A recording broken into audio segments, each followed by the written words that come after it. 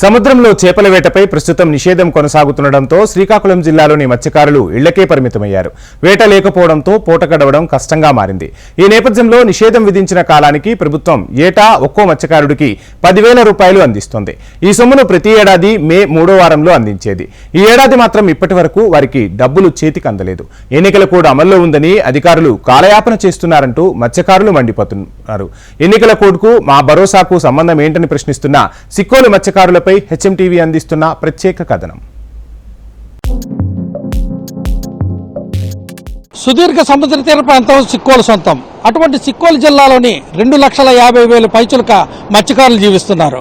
ముఖ్యంగా ఇందులో వేటకెళ్లే వాళ్ళు ఎంతమంది, వీళ్ళందరికీ మత్స్యకార భరోసా అందుతున్నదే లేదా, వీళ్ళ ప్రస్తుత స్థితి ఏమిటి, వేట నిషేధం సమయంలో వాళ్ళు ఏం చేస్తున్నారన్న అంశాన్ని ఒకసారి క్షేత్రస్థాయిలో ఉన్న కొన్ని మత్స్యకార గ్రామాలు సందర్శించి వాళ్ళ స్థితి గతి ఏంటో తెలుసుకునే ప్రయత్నం చేద్దాం.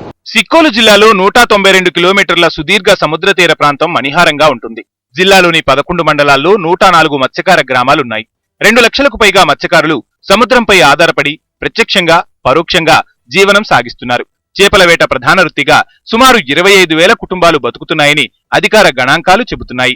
గతేడాది 14,043 మందిని అర్హులుగా గుర్తించి వారికి పరిహారం అందించారు. వేట నిషేధిత కాలపు పరిహారాన్ని ప్రభుత్వం కొందరికే పరిమితం చేస్తోంది.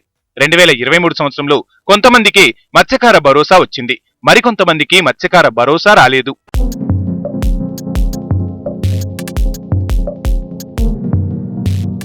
మెకనైజ్డ్ బోటులో గరిష్టంగా 10 మంది వరకు చేపల వేటకు వెళ్తారు. మోటరైజ్డ్ బోట్లపై వేట సాగించిన వారిలో 6గురికి, సాంప్రదాయ తెప్పలపై వేట చేస్తున్న వారిలో 3గురికి మాత్రమే సాయాన్ని అందిస్తోంది సర్కార్. పరిహారం కోసం నిర్వహించిన సర్వే సమగ్రంగా లేదని తెలుస్తోంది. దీంతో మిగిలిన మత్స్యకార కుటుంబాలు సాయం అందుకోలేకపోతున్నాయి. కుటుంబంలో 2, 3 వేటకు వెళ్తున్నా అందులో ఒకరికే సాయం అందిస్తోంది సర్కార్. ఈ డబ్బులను బోటు యజమాని దయాదాక్షిణ్యాలపై ఆధారపడి పంచుకుంటున్నామంటున్నారు మత్స్యకారులు. ఈ 2 నెలలు మాకు ఏట ఆపేస్తే మీరు ఇచ్చిన 10,000 పూర్తి మాకు ఏట కుదిరి మీ 10,000 కూడా మాకు ఇవ్వద్దు. అలాగే ఆటో డ్రైవర్కి ఇస్తున్నారు, రైతు భరోసా ఇస్తున్నారు, బాపనోళ్ళకి ఇస్తున్నారు, గొల్లోళ్ళకి ఇస్తారు, అన్ని క్యాస్ట్లకి ఇస్తున్నారు. వాళ్ళందరూ పని చేసుకుని బతుకుతారు. మాకైతే పూర్తి ఏట ఆఫ్ చేసేయమంటారు. ఏట ఆఫ్ చేయడం వల్ల మాకు వచ్చిన నష్టాలు ఎన్ని ఉన్నాయి. తినడానికి తిండి లేదు, ఎటు వెళ్తామంటే కష్టపడిన ఇంకొక విద్య మాకు తెలియడం లేదు. ఏటకి వెళ్ళలేకపోతున్నాం, బయటకి వెళ్ళలేకపోతున్నాం, మీరు కూడా మాకు ఇవ్వడం లేదు. ఇప్పుడు 45 రోజులు అయిపోయింది. ఇంతవరకు ఏంటంటే మత్స్యకార భరోసా అని చెప్పడానికి ఎవరు రాసుకోవడానికి రాలేదు. అది జరిగిందా లేదనేది మాకు ఇంతవరకు తెలియలేదు. దయచేసి గవర్నమెంట్ మాకు ఏంటి చేస్తారంటే, ఇప్పుడు 10,000 ఇచ్చింది కాక మాకేంటంటే అందులో 10,000 కలిపేసి 20,000 కావాలి చేస్తే పర్వాలేదు. లేదంటే పూర్తిగా 10,000 కూడా రాకండి, మీరు ఆఫ్ చేసుకోండి. మా ఏటకు మాకు ఛాన్స్ ఇచ్చేయండి, మేము పని చేసుకుంటాం, లేదంటే ఆఫ్ చేసుకుంటాం. వైఎస్ఆర్ మత్స్యకార భరోసా చెల్లింపులు అర్హులున్నా పలు కారణాలతో కొర్రీలు పెడుతున్నారని మత్స్యకారులు ఆరోపిస్తున్నారు. పరిహారం పొందేందుకు 18 నుంచి 60 ఏళ్ల మధ్య వయసు ఉండాలని సూచించింది ప్రభుత్వం. మత్స్యకారులకు 50 ఏళ్లకే పింఛన్ అందిస్తోంది. పింఛన్ సొమ్ము తీసుకుంటుండటంతో వారిని మత్స్యకార భరోసాకు అనర్హులుగా సూచిస్తూ పక్కన పెట్టేస్తోంది. కుటుంబంలో ఒకరికి మాత్రమే సాయం అందిస్తామని పేర్కొంది ఆంధ్రప్రదేశ్ సర్కార్.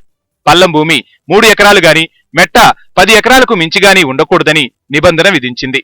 4 చక్రాల వాహనాలు కలిగి ఉన్న వారిని కూడా అనర్హులుగా పేర్కొంది. కుటుంబ విద్యుత్ వినియోగం 300 యూనిట్లకు మించకూడదని సూచించింది.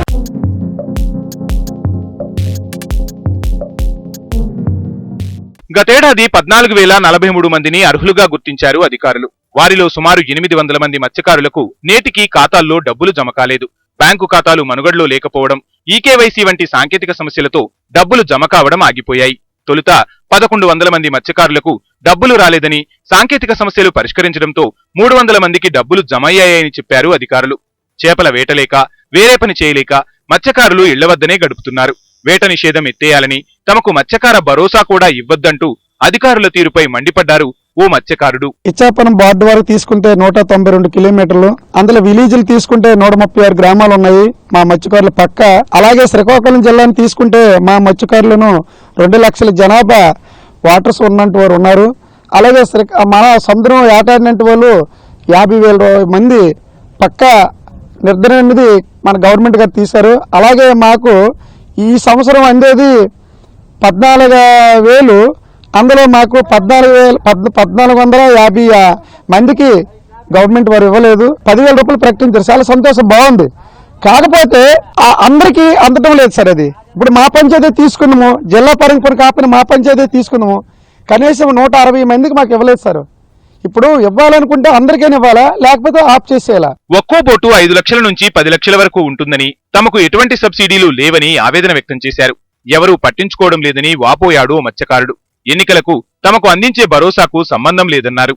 10,000 అవుతుంది కానీ బ్యాన్ పీరియడ్ ఇంతవరకు మత్స్యకారుడికి ఆటకెళ్ళిపోయి ఉండిపోండి అన్నారు కానీ ఇంతవరకు బ్యాన్ పీరియడ్ ఇవ్వలేదండి. చెప్తానంటే 2 లక్షల జనాభాలో 50,000 మంది మత్స్యకారులను గుర్తించాలి. అందరూ ఆటకెళ్ళి కొందరికి తప్పిస్తున్నారు. ఏదో అమ్మఒడని ఇదే అవ్వడని చెప్పేసి మత్స్యకారులకి అమ్మఒడితో సంబంధం లేదండి. వీళ్ళు సముద్రంలో వేటకెళ్తారు. ఈ రోజు మాకు ఉట్టివ్వలేదు. 2 మాసాలు ఏట మానేసి పిల్లలు గుడ్డి పెడతామని మాకు ఆపించేస్తే ఈ 2 మాసాల్లో మాకు జీవనోపాధి ఎవరిస్తారు? వైఎస్ఆర్ ప్రభుత్వం వచ్చి 5 సంవత్సరాలు అయిందండి.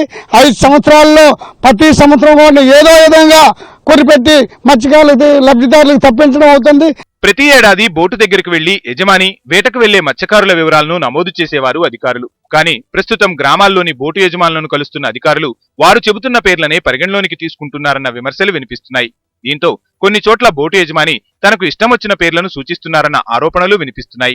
ఇక్కడ నోట్ చేసిన లిస్టు ఫైనల్ అయ్యాక పేర్లు మారిపోతున్నాయనే వాదన కూడా వినిపిస్తోంది. వేట నిషేధమే 40 రోజులు అవుతున్నా మాకు ఒక్క పైసా కూడా మా భరోసాకి రాలేదని చెప్పేసి మత్స్యకారులు వాపోతున్నారు.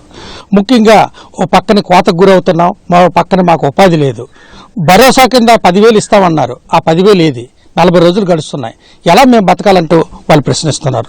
ముఖ్యంగా ఎన్నికలకి మాకిచ్చే భరోసాకి సంబంధం లేదని కొంతమంది మత్స్యకారులు చెబుతున్నారు.